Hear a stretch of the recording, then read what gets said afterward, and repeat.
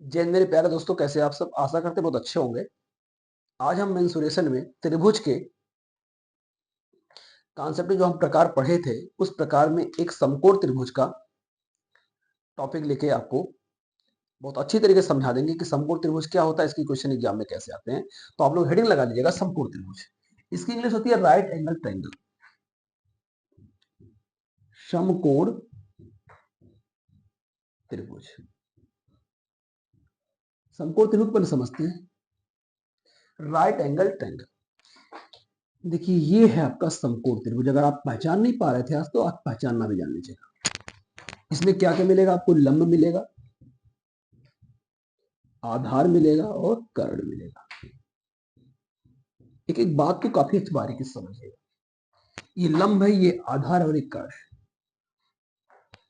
ठीक है, अगर थीटा यहां बनेगा तो लंब ये होगा, थीटा यहां बनेगा तो लंब ये होगा। एक कॉन्सेप्ट आता है, थीटा के सामने की भुजा हमेशा लंब कहलाती है। और एक समकोण त्रिभुज की सबसे बड़ी भुजा कर्ण होता है। क्या होता है? कर्ण। ये जो कर्ण होगा लंब से ही बड़ा होगा और आधार से ही बड़ा होगा। और इनमें एक रिश्ता निकल के आता है। एक इनके जो लिखने का क्रम होता है कि ये वैल्यू किस पे मेंटेन होती है, तो वो पाइथागोरस का एक प्रमेय स्पष्ट होता है। पाइथागोरस का प्रमेय होता है, पाइथागोरस प्रमेय, कि कर्ण के वर्ग बराबर लंब वर्ग प्लस आधार वर्ग। यानी अगर कर्ण का वर्ग हम करेंगे तो जो वैल्यू प्राप्त होगी वो लंब के वर्ग और आधार के वर्ग का योग से कर्ण का वर्ग हमें ज्ञात होता है। एग्जाम्पल समझते हैं। अगर मैंने मान लिया कि एक समकोण त्रिभुज का आधार 3 सेंटीमीटर है और लंब 4 सेंटीमीटर है, तो उसके कर्ण की माप क्या होगी? एक समकोण त्रिभुज के लंब की माप 4, आधार की माप 3, तो उसके कर्ण की माप क्या होगी? तो आपको इस फार्मूले के यूज से आप निकाल लेंगे। अभी तो आपको बहुत बेसिक, अभी हम कुछ देर के अंदर आपको इसको रटा भी दे रहे हैं कुछ ही पल में। बहुत आराम समझिएगा। तो यहाँ पे आपको लंब की वैल्यू दी गई है, आधार की वैल्यू दी गई है, कर्ण जानना चाहता है। लंब की वैल्यू है कितनी? 4, तो आप 4 का स्क्वायर कर दीजिएगा। आधार की वैल्यू 3, तो 3 का स्क्वायर कर दीजिएगा। 4 का स्क्वायर 16 होता है, 3 का स्क्वायर 9 होता है, 16 9 कितना होता है? 25। अगर कर्ण के स्क्वायर का मान 25 है तो कर्ण का स्क्वायर बराबर अगर 25, तो 5 का स्क्वायर हो जाएगा, स्क्वायर से स्क्वायर कट जाएगा, तो कर्ण की वैल्यू कितना निकल के आ जाएगी? 5। यानी ये वाली वैल्यू की माप कितनी निकल के आ जाएगी? 5। अभी मैं आपको स्पष्ट कर देता हूं, समझिएगा। 4 चौके 16, 3 तिया के 9, 16 और 9 जोड़ेंगे तो कितना आ जाएगा? 25। क्या 25 5 का स्क्वायर नहीं होता है? यानी इसका वर्ग बराबर इसके वर्ग और इसके वर्ग का योगफल। तो अगर हमें कर्ण का वैल्यू ज्ञात करना होगा तो लंब और आधार दोनों पता होगा, कर्ण निकल जाएगा।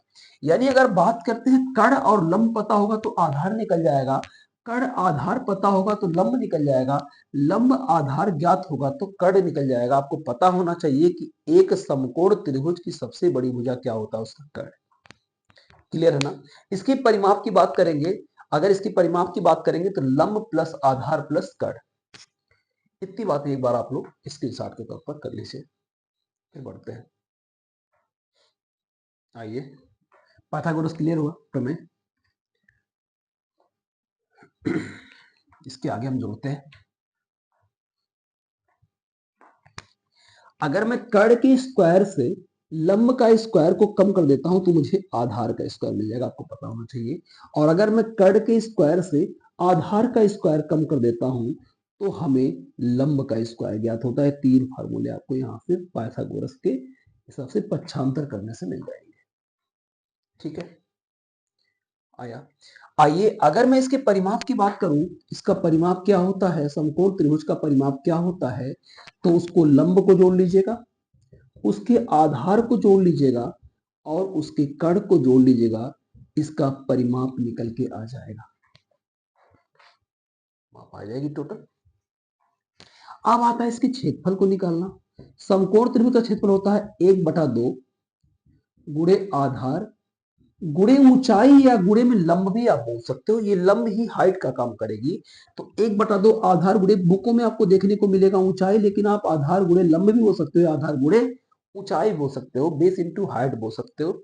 ये आपके समकोण त्रिभुज का क्षेत्रफल है। किसका? समकोण त्रिभुज का क्षेत्रफल। अगर किसी समकोण त्रिभुज का आधार और ऊंचाई ज्ञात हो तो उनको गुणा करके 2 से भाग कर देने से उस समकोण त्रिभुज का एरिया निकल के आ जाता है। ठीक है, आशा करते हैं आपको ये बहुत अच्छी तरीके से आ गया होगा। अब बात करते हैं समकोण त्रिभुज के परित्रिज्या की माप कितनी होती है। अगर मैं यहाँ परित्रिज्या की माप लिखता हूँ, समकोण त्रिभुज की परित्रिज्या क्या होती है, तो समकोण त्रिभुज की परित्रिज्या होती है कर्ण बाई 2। क्या होती है? कर्ण बाई 2। जितना कर्ण की लंबाई होगी उसकी परित्रिज्या, अर्थात अगर कर्ण ये 20 सेंटीमीटर का है तो परित्रिज्या क्या हो जाएगी? आधी। यानी इसकी परित्रिज्या कर्ण की क्या होती है? आधी होती है। इस बात को आपको आना चाहिए। ठीक है, अगर मैं इसको ऐसे वृत्त बनाऊंगा तो टच करके हो जाएगा, मतलब ये कर्ण से अगर मैं कर्ण का आधा करके वृत्त बनाऊंगा तो ये परित्रिज्या का काम करेगी। तो बात आती है तो अंत त्रिज्या की लंबाई कितनी निकल के आ जाएगी? अंत त्रिज्या की। तो समकोण त्रिभुज के अंत त्रिज्या की लंबाई होती है, दिख रहा है यहां से कहां तक जाएगा, तो ये होता है फॉर्मूला लंब प्लस आधार माइनस कर्ण बटे में कितना? 2। लंब प्लस आधार माइनस कर्ण बटे में 2। अभी क्लियर कर देते हैं कैसे ज्ञात होगा। एक बार स्क्रीनशॉट कर लीजिए, फिर आपको इसको हम स्पष्ट कर देते हैं। बहुत जरूरी है फैक्ट, इसका मिटा दूं। ठीक है, वो सर आपको नोट डाउन करते रहना। इधर मैं आता हूं, यहां तक आ रहा है। ठीक है, आइए एक समकोण त्रिभुज मैंने ले लिया। पहला क्वेश्चन मेरा है 3 है 4 है, तो इसके कर्ण की लंबाई कितनी हो जाएगी? आपको पता होगा 5 होगी, क्योंकि 3 3 का 9, 4 चौके 16, 16 9 25, 5 का स्क्वायर 25 आ गया। मेरा पहला क्वेश्चन, इसका परिमाप क्या होगा? इसका परिमाप क्या होगा आप लोग थोड़ा मुझे बताइए, मन में करिए, कमेंट में बता सकते हैं। 4 3 7 5 12, इसका परिमाप हो जाएगा 12। वहां लिखा हुआ है फॉर्मूला लंब प्लस आधार प्लस कर्ण ही परिमाप कहलाता है। अगर मैं इसके क्षेत्रफल की बात करता हूं तो ये समकोण त्रिभुज है। समकोण त्रिभुज का पहचान क्या होगा? कर्ण का वर्ग बराबर लंब वर्ग प्लस आधार वर्ग। कर्ण का वर्ग 5 25, 3 का स्क्वायर 9, 4 का स्क्वायर 16, 16 9 25, 5 का स्क्वायर होता है। तो इसका क्षेत्रफल होता है 1/2 आधार गुणे ऊंचाई। हम ऊंचाई गुणे आधार भी बोल सकते हैं, आधार गुणे ऊंचाई बोल सकते हैं। ठीक है, चलिए अगर मैं 4 और 3 को ले सकता हूँ, या तो 3 गुणे 4 भी ले सकता हूँ, 4 गुणे 3 ले सकता हूँ, 4 गुणे 3 लिख दो, कोई बात नहीं। 2 दूना 4, 3 दूना 6, 6 सेंटीमीटर स्क्वायर। अगर सेंटीमीटर में होंगे तो ये क्षेत्रफल सेंटीमीटर स्क्वायर में आएगा, लेकिन आपका परिमाप सेंटीमीटर में ही आएगा। मुझे लगता है परिमाप क्षेत्रफल आपको निकालना अच्छी तरीके से आ गया होगा। क्लियर? अब बात आती है, पहला पॉइंट मेरा परिमाप, दूसरा पॉइंट मेरा क्षेत्रफल। अगर मैं तीसरे पॉइंट की बात करता हूं कि एक समकोण त्रिभुज जिसकी आधार की लंबाई 4, जिसकी ऊंचाई 3, उसके कर्ण की लंबाई कितनी होगी? मैंने हल कर दिया 5। मैंने कर्ण का वैल्यू निकाल दिया। पहला क्वेश्चन मैंने कर्ण ही निकाल दिया, कर्ण का मान कितना निकल के आ गया? 5 कर्ण है। ये आधार पता होगा और ये आपका लंबा है। अब मैं बात करता हूं परित्रिज्या। अगर मैं परित्रिज्या की वैल्यू जानना चाहूंगा, परित्रिज्या जानने के लिए मुझे कर्ण की लंबाई ज्ञात होनी चाहिए। कर्ण की लंबाई है कितनी? 5। तो 5 को 2 से भाग कर देंगे तो आ जाएगी 2.5 सेंटीमीटर। ये किसकी लंबाई आ गई? ये परित्रिज्या की लंबाई आ गई। अगर मैं इसके अंत त्रिज्या की लंबाई ज्ञात करूं, अंत त्रिज्या तो होता है लंब प्लस आधार माइनस का। चेक करते हैं लंब कितना है, आधार कितना है, दोनों को जोड़ो। तो लंब 3 प्लस आधार 4 माइनस 5 बटे में कितना? 2, तो हो जाएगा 4 3 7, 7 माइनस 5, 2 बटे 2 आ जाएगा 1। आशा करते हैं कि आपको समकोण त्रिभुज की अगर भुजाएं ज्ञात हो, 2 भुजा ज्ञात हो तो कोई तीसरी भुजा निकल जाएगी। लंब आधार ज्ञात होने पर हमें कर्ण मिल जाएगा, कर्ण लंब ज्ञात होने पर हमें आधार मिल जाएगा, और कर्ण आधार मिलने से हमें लंब मिल जाएगा। पाइथागोरस प्रमेय कर्ण का वर्ग बराबर लंब वर्ग प्लस आधार कॉन्सेप्ट से अगर लंब का स्क्वायर और आधार का स्क्वायर करने के बाद जोड़ने के बाद जो वैल्यू आएगी वो हमारे कर्ण के वर्ग के बराबर मानी जाएगी। और एक समकोण त्रिभुज की सबसे बड़ी भुजा उसकी कर्ण होती है, समकोण त्रिभुज की परित्रिज्या कर्ण की आधी होती है, जबकि समकोण त्रिभुज की अंतः त्रिज्या लंब प्लस आधार माइनस कर्ण बटे 2 होता है। इतनी बातें मुझे लगता है आपको बहुत ही अच्छी तरीके से समझ में आ गया होगा। परित्रिज्या परिवृत्त का निर्माण करती है, जबकि अंतः त्रिज्या अंतःवृत्त का निर्माण करती है। अगर मैं बात करता हूं कि ये 3 सेंटीमीटर की है, ये 4 सेंटीमीटर की है, तो कर्ण कितना निकल के आ जाएगा? 5। अगर कर्ण मेरा 5 निकल के आ जाएगी तो इसकी परित्रिज्या की माप 2.5 आएगा। और इसके अंतः त्रिज्या की बात करूंगा तो इसकी अंतः त्रिज्या भी मैंने ज्ञात किया है, कितनी आएगी? 1 आ जाएगी। इसकी अंतः त्रिज्या कितनी आ जाएगी? 1। क्लियर है?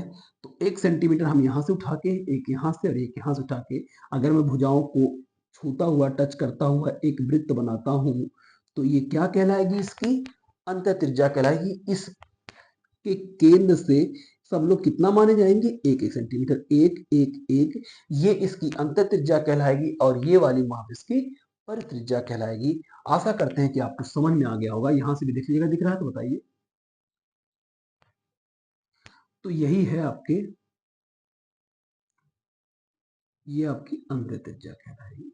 अगर परित्रिज्या की बात करेंगे तो ये आपकी परित्रिज्या कहलाएगी। क्लियर है ना?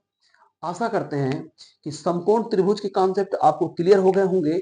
याद रखिएगा, अगर सवाल में ये बोल दे कि एक समकोण त्रिभुज का लंब और आधार पता क्षेत्रफल क्या होगा, लंब गुणे आधार बटे 2 या 1/2 आधार गुणे ऊंचाई से क्षेत्रफल निकल जाएगा। अगर एक समकोण त्रिभुज का लंब और आधार ज्ञात होगा तो पाइथागोरस प्रमेय से उसका हम कर्ण ज्ञात कर लेंगे। एक समकोण त्रिभुज का कर्ण गिवन होने पर उसकी परित्रिज्या कर्ण की आधा करके ज्ञात कर लेंगे। एक समकोण त्रिभुज का लंब आधार कर्ण ज्ञात होने पर उसकी अंतः त्रिज्या ज्ञात करने के लिए लंब प्लस आधार माइनस कर्ण बटे 2 करने से हमें समकोण त्रिभुज की अंतः त्रिज्या की लंबाई प्राप्त होती है। आशा करते हैं कि ये कॉन्सेप्ट आपको सब बहुत अच्छी तरीके से क्लियर हो गया होगा। कितने मिनट की पहुंचे? ठीक है दोस्तों, तो अपने ये समकोण त्रिभुज एक हम 10 से 12 मिनट की वीडियो में आपको काफी अच्छी तरीके से समझा लिए। आप इस कॉन्सेप्ट को अच्छी तरह से समझ गए होंगे। फिर मिलते हैं नेक्स्ट वीडियो में, मेंसुरेशन के ही किसी टॉपिक पर मिलते हैं। तब तक के लिए अपने आप ख्याल रखिए, हमारे वीडियो को थोड़ा सपोर्ट करते रहिए। जय हिंद, जय भारत।